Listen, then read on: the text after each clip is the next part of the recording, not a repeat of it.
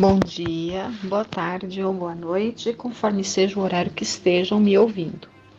Então, dando sequência a nosso estudo do livro Paulo Estevam, nós vamos continuar aqui ainda o capítulo 1, né? Corações flagelados. Nós estávamos aqui falando da história, nós estávamos falando do Yoshedeb, ou Joshedeb, que era um israelita, o pai do Estevão, que, né, então o nome dele aqui Gesiel, e da Abigail, né?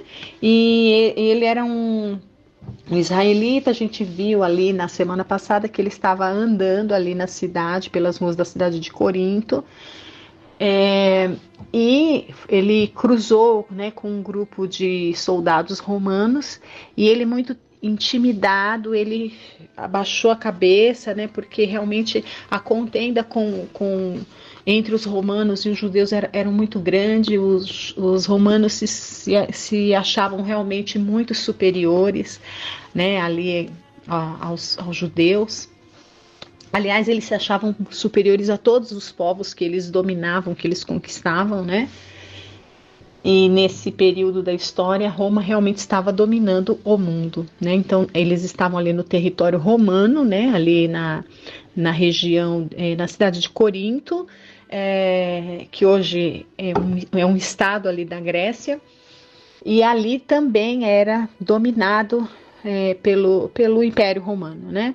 Metade do mundo daquela época era dominado pelo Império Romano. E aonde eles dominavam, eles tratavam ali os povos conquistados de uma maneira assim muito cruel e muito humilhante. E foi assim que houve esse encontro, né, desse homem que ia passando para ir no mercado, o Jochedeb, e ele, ao cruzar com aquele grupo de tribunos, de soldados romanos, ele ali muito intimidado, ele abaixa a cabeça e passa, né, para não querer nem ser percebido.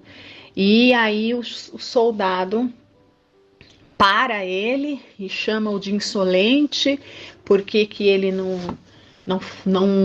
cumprimentou, não, sei lá, né, os seus superiores, uma coisa assim. E ele diz: Senhor, eu não ousei, né? E antes mesmo que ele nem terminou de falar, já começou a ser espancado ali mesmo, apesar da idade, né? Um idoso.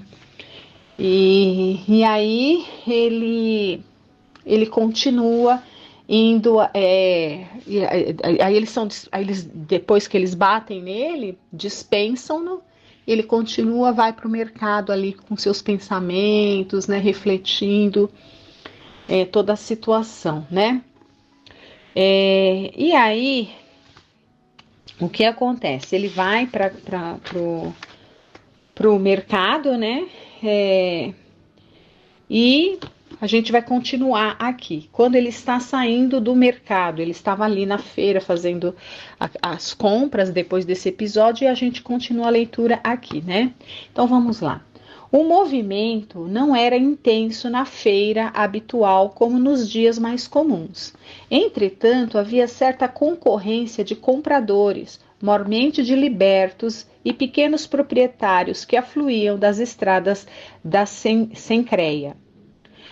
Mal não havia terminado a compra de peixe e legumes, então ele estava no mercado e foi fazer suas compras, né? Então ele mal havia terminado a compra de peixe e legumes, luxuosa liteira parou no centro da praça, e dela saltou um oficial patrício, um oficial romano, desdobrando largo pergaminho.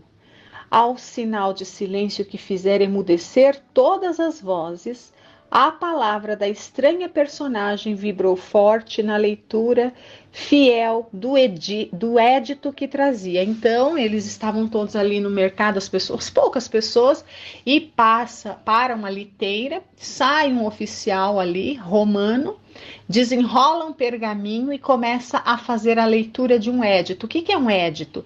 Édito é um comunicado oficial. É como hoje em dia, né, quando as autoridades falam, como que se torna público? A gente tem, né, TV Senado, TV Câmara, tal, eles têm lá os seus meios de comunicação, né, o poder, em todas as esferas, executivo, legislativo e judiciário, estou falando nos dias de hoje, tem que tornar pública, né? As sessões, por exemplo, são públicas, né? Umas sessões que tem aí nos congressos, nas câmaras, né? De vereadores, de deputados e tudo mais. Algumas votações são secretas, mas via de regra, os atos públicos têm que se tornar públicos para a população. Então, através de meios de comunicação, né? Então, uma outra forma também que a gente tem até os dias de hoje é o diário oficial, né? O que é o diário oficial? É um jornal que até pouco tempo atrás, bom, não sei há quanto tempo atrás, mas até, sei lá, com certeza até os anos 80, ele era impresso mesmo como um jornal, né? Como jornal, qualquer jornal que é vendido na banca. E o que vem escrito nele, né? Editais, que seriam como esse édito aqui, né? Ou seja, todas as decisões, todas as notícias, tudo que acontece, tudo que está acontecendo ali nessas esferas, seja no executivo, no legislativo ou no judiciário, estava publicado ali através desses editais, né? Então, isso é uma cópia que é o nosso direito atual, né, moderno e contemporâneo, copia do direito romano. Então, olha aqui, ó. Então, lá no direito romano já existia isso aí, olha. Eles, né, embora eles fossem, como a gente vai ver aqui, eles traziam uma ideia da democracia, né? Mas a gente vai ver que de fato eram grandes tiranos, né?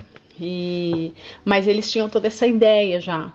E essa forma de tornar os seus atos públicos, né, vem daqui. Eles já tinham isso. E muitas nações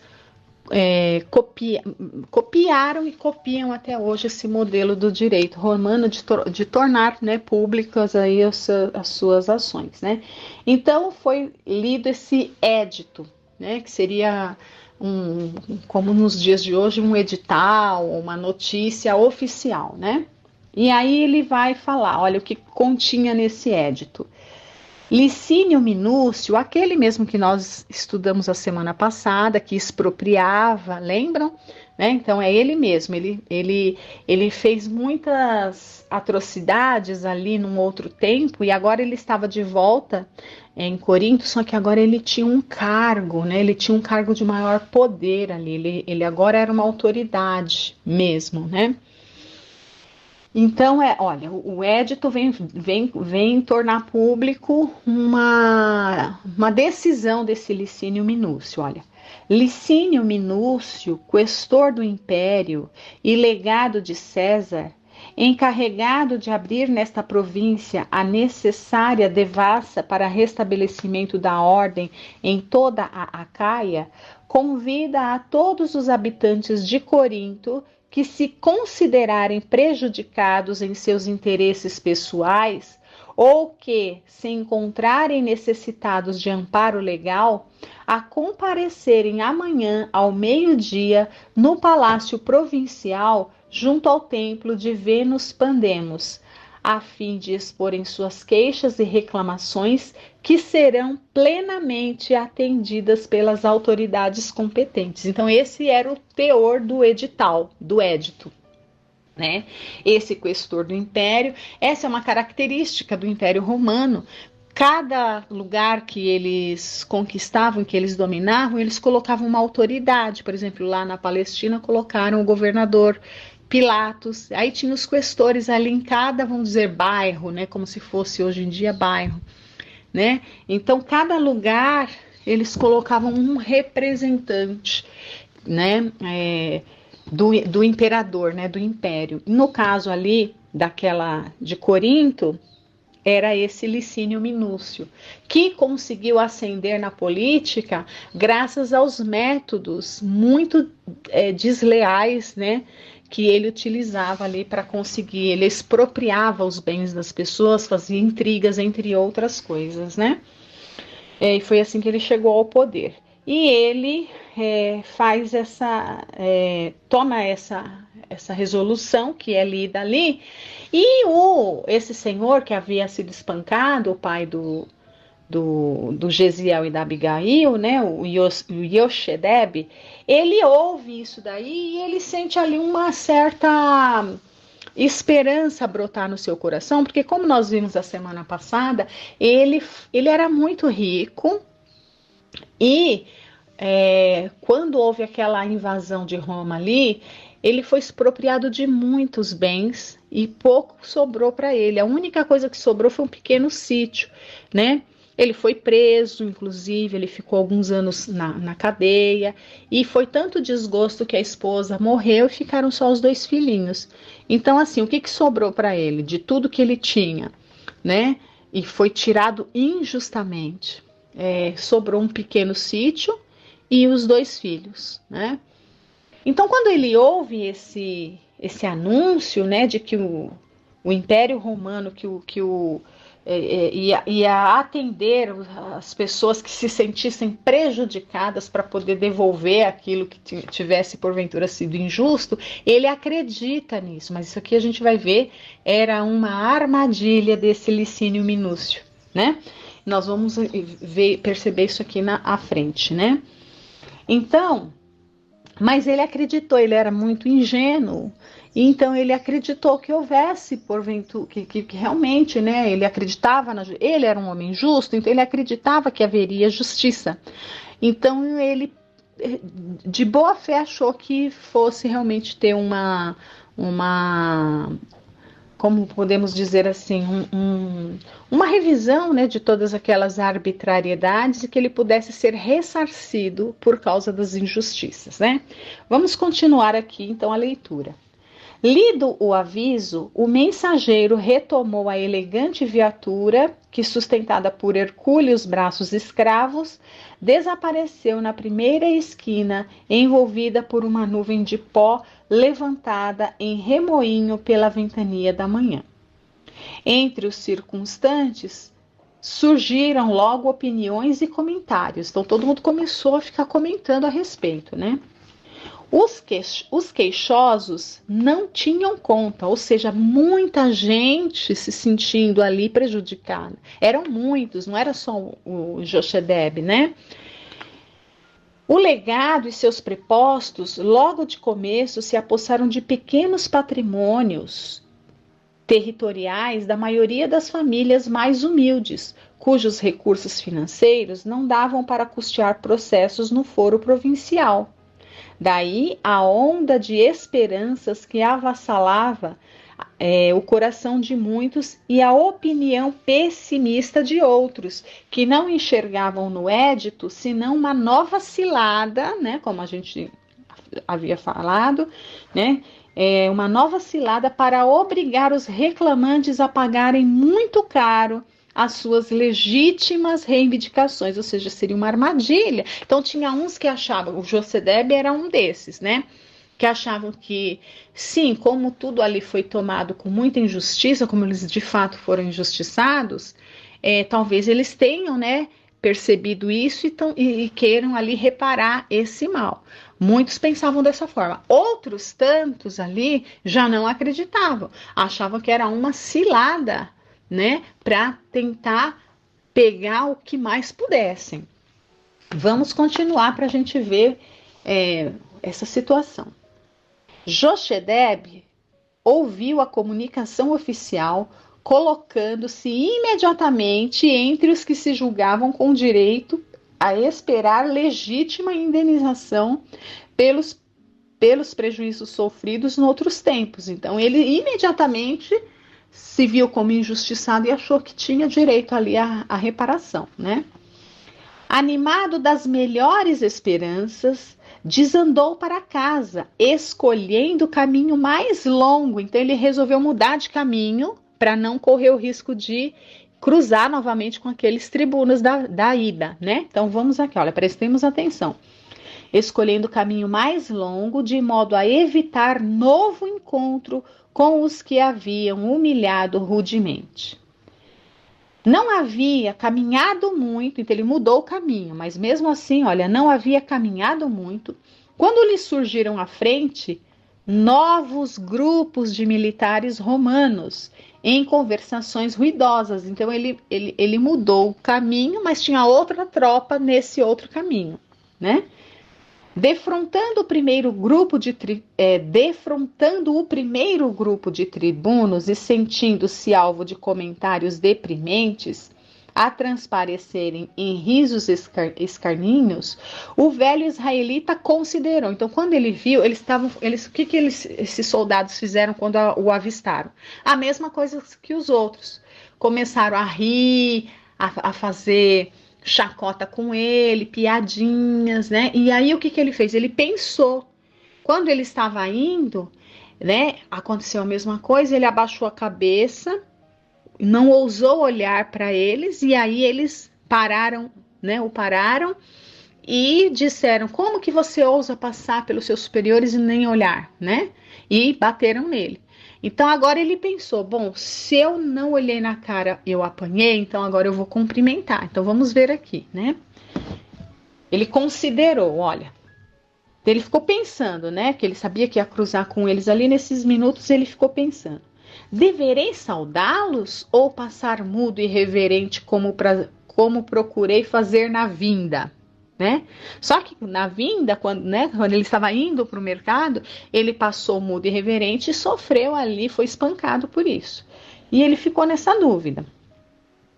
Preocupado com o evitar novo pugilato que agravasse as humilhações daquele dia, inclinou-se profundamente, qual mísero escravo, e murmurou tímido, quase que a voz dele não sai. Ele resolveu cumprimentar, morrendo de medo, pobrezinho, né?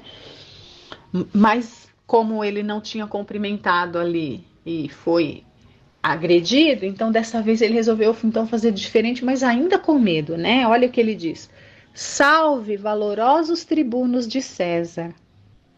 Mal acabou de o dizer, e um oficial de fisionomia dura e impassível se acercou, exclamando colérico: o que é isso? Um judeu a dirigir-me impunemente aos patrícios, a dirigir-se impunemente aos patrícios? Chegou a tanto a condenável tolerância da autoridade provincial? Façamos justiça por nossas próprias mãos.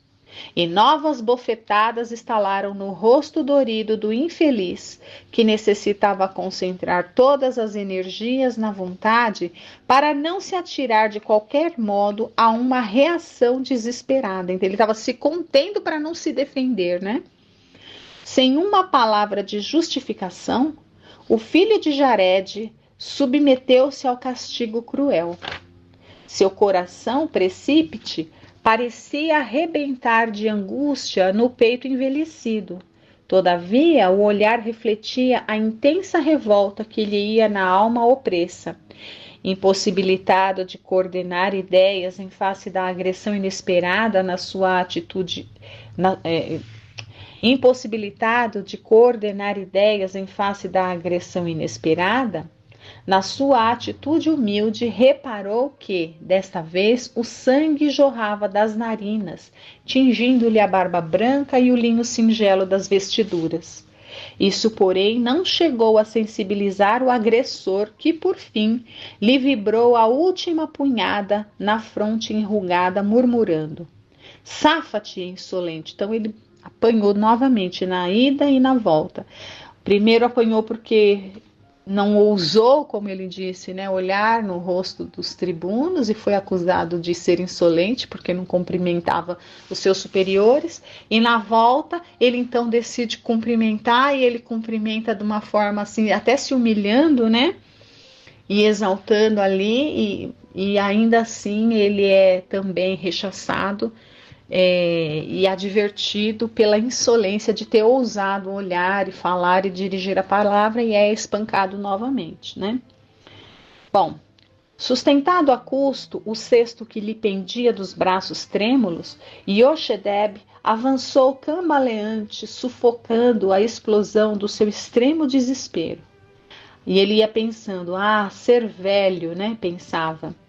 Simultaneamente, os símbolos da fé modificavam-lhe as disposições espirituais e sentia no íntimo a palavra antiga da lei: não matarás. Então, né, ele era um velho judeu e seguiam ali fervorosamente a Torá, né? O que é a Torá? A Torá é a lei mosaica, a lei de Moisés, que além dos 10 mandamentos que foram concebidos ali mediunicamente por um fenômeno de escrita direta, toda a Torá, que é constituída por 5 livros, que são 5 livros, são 5 primeiros livros da Bíblia, né, quando a gente pega a Bíblia, então acho que são Gênesis, Deuteronômio, Números, eu não vou me recordar os outros, né? É o Pentateuco, são 5 primeiros livros da Bíblia, que é considerada a Torá. Então, então como que foi escrita a Torá? Né, o que veio escrito mediunicamente, ali talhado na pedra, né, foram os 10 mandamentos. As outras leis de cunho civil e tudo mais, era assim, não veio imediatamente. Era muita coisa recebida mediunicamente, não só por Moisés, mas por outros ali, né, patriarcas antigos, os costumes, tanto que quando Jesus fala, ele diz assim, ouviste o que foi dito aos antigos. Quando ele não fala, ouvistes o que foi lido, né? Não é lido porque só muito tempo depois que esses conhecimentos que vieram foram chegando mediunicamente e eles iam traduzindo isso como nos seus costumes, no seu dia a dia, nas suas tradições, um ensinamento de boca. Os mais velhos, que geralmente eram os que vinham ali com a mediunidade, né, que tinha essa conexão com o mundo espiritual, eles tinham esse intercâmbio com o mundo espiritual, vinham essas leis, vinham essas regras de conduta. O próprio Moisés, muitas delas, ele é um grande médium, né? E isso ia sendo passado. Quando conversavam ali, ele dizia, né? O Senhor me disse, o Senhor falou, o Senhor. E isso era uma tradição que era passada de boca a boca, né? Então era dita, as coisas eram ditas. Depois só de muito tempo que se percebeu a importância de alguém pegar todos esses ensinamentos que eles já viviam ali e registrar, assim como os ensinamentos de Jesus, né? Então Jesus não deixou nada escrito, ele vivenciou tudo. E aquelas pessoas que estavam ali próximas dele, então ali a gente já tinha tido uma evolução a ponto de perceber a importância de se deixar as coisas registradas. Por isso que aqueles que andavam com ele, ali no caso Mateus, que estava ali dia a dia com ele, e era um dos poucos ali que sabiam, né, de fato escrever, tinha tiveram esse insight, essa inspiração, ó, a mediunidade aí mais uma vez, de ir escrevendo, né? Deixar registrado tudo aquilo. Então, quando ele começa, então aqui voltando, né, para a gente entender quando ele está nessas reflexões, né? O Yoshedeb, ele com essas reflexões íntimas, lembrando da antiga lei, né? Qual a lei? A lei de Moisés, que proibia. Nesse caso, não matarás, isso daí estava resumido ali nos 10 mandamentos, isso realmente estava ali registrado na pedra, né? Então ele vem pensando nesse ensinamento ali da tradição do seu povo. Então eles traziam muito forte alguns ensinamentos ali e seguiam muito à risca, né? E ele continua, olha, no entanto, apesar dele ficar pensando, né, naquilo ali, ele estava se contendo, ele estava numa luta íntima intensa aqui, né? Lembrava da lei que dizia não matarás, e aqui, no entanto, os ensinamentos divinos, a seu ver, na voz dos profetas, aconselhavam o revide. Por quê? Porque aqui, olha, até então, né, para ele, estamos aqui vendo sob o ponto de vista do Yoshedeb, ele não havia nem cristianismo aqui, né? Então ele estava ali pensando na lei antiga, que diz olho por olho, dente por dente. Né? Então ele estava lá no seu íntimo, apesar da lei falar não matarás, ele pensava, mas a lei também diz olho por olho, dente por dente, ou seja, se fosse possível, se ele tivesse condição, ele se vingaria, achando que seria lícito aos olhos de Deus, porque estava escrito na lei, né? Seu espírito guardava a intenção da represália como remédio às reparações a que se julgava com direito, mas as forças físicas já não eram compatíveis com os requisitos da reação. Profundamente humilhado e presa de angustiosos pensamentos, buscou recolher-se ao lar, onde se aconselharia com seus filhos muito amados, em cujo afeto encontraria de certo a necessária inspiração. Sua modesta vivenda não demorava longe, e ainda à distância, acabrunhado, entreviu o singelo e pequenino teto do qual fizera uma edícula do seu amor. Presto, enveredou na trilha que terminava na cancelinha tosca, quase afogada pelas roseiras de Abigail, a exalarem forte e delicioso perfume. As árvores verdes e copadas espalhavam frescor e sombra, que atenuavam o rigor do sol. Uma voz clara e amiga chegava de longe aos seus ouvidos. O coração paternal adivinhava. Àquela hora, Gesiel, conforme o programa por ele mesmo traçado, arava a terra, preparando-a para as primeiras semeaduras. A voz do filho parecia casar-se à alegria do sol. A velha canção hebraica que lhe saía dos lábios quentes de mocidade era um hino de exaltação ao trabalho e à natureza. Então eles viviam ali numa harmonia, viviam nesse clima, né? Então ele vai chegando próximo da casa e ouve ali a voz do Gesiel cantando enquanto arava a terra, né? Os versos harmoniosos falavam do amor à terra e da proteção constante de Deus. O generoso pai afogava a custo as lágrimas do coração. A melodia popular sugeria-lhe um mundo de reflexões. Não havia trabalhado a existência inteira? Não se presumia um homem honesto nos mínimos atos da vida para jamais perder o título de justo? Entretanto, o sangue da perseguição cruel ali estava a pingar-lhe da barba veneranda sobre a túnica branca e indene de qualquer mácula que lhe pudesse atormentar a consciência. Ainda não transpusera o cercado rústico da vivenda humilde, quando uma voz cariciosa lhe gritava assustadiça e veemente: Pai, pai, que sangue é esse? Uma jovem de notável formosura corria a abraçá-lo com imensa ternura, ao mesmo tempo que lhe arrancava o cesto das mãos trêmulas e doloridas. Abigail, na candidez dos seus 18 anos, era um gracioso resumo de todos os encantos das mulheres da sua raça. Os cabelos sedosos caíam-lhe em anéis caprichosos sobre os ombros, emoldurando-lhe o rosto atraente, num conjunto harmonioso de simpatia e beleza.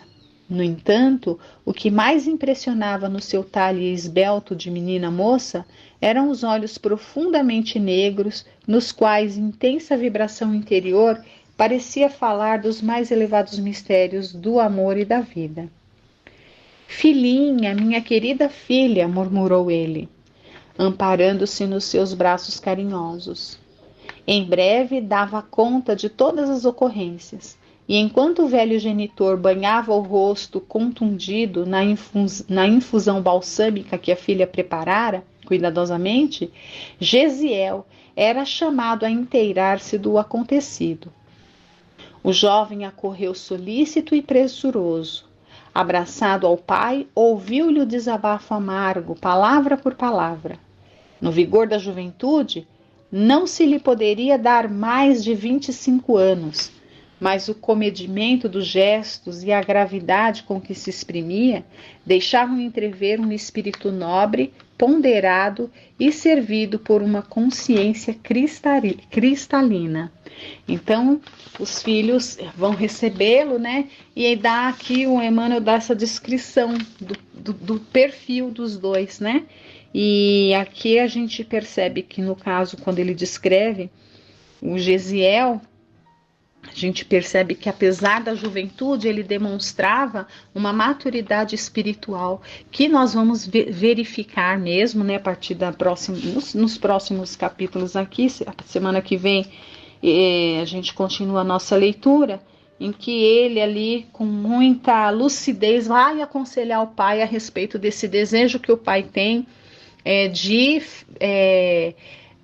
reclamar aquilo que ele acha que é justo, né? Já que foi aberta essa possibilidade, né? Então, a semana que vem nós continuamos. Agradeço a todos, espero que estejam gostando dessa história que é belíssima, belíssima e cheia de rica de ensinamentos, né? Fiquem todos com Deus, uma excelente semana, até semana que vem.